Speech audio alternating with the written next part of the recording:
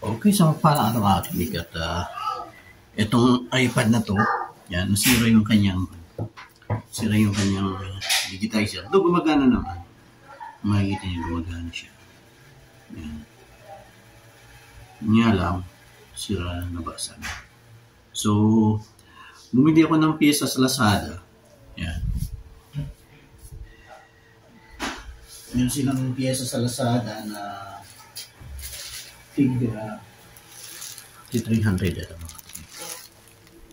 311 pesos mula sa Lazada. So, palitan natin.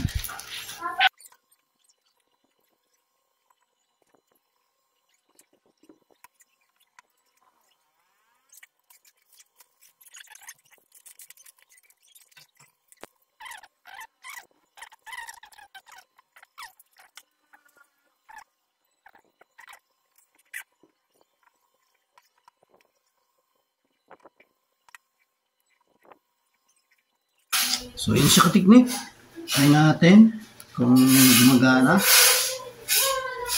Ayun, no? Gumagana nga. Pero yun pa rin talaga yung original. Mas maganda yung response na original. Okay, so finalize lang natin mga teknik.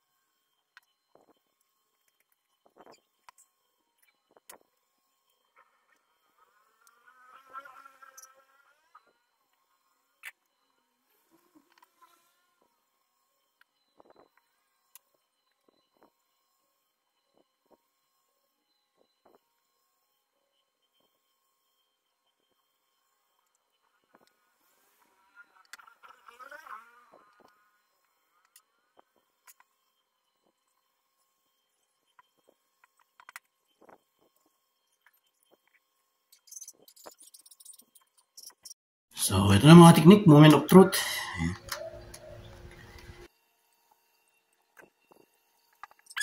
Ano siya? Ayan. So, pwede natin connect sa Wi-Fi. Ayan.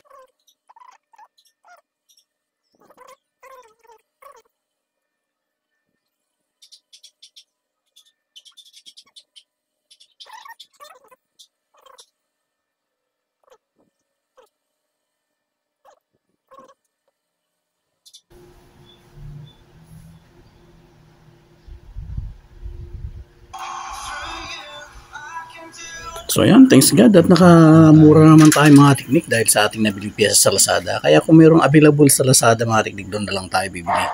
So more power sa inyong lahat. God bless.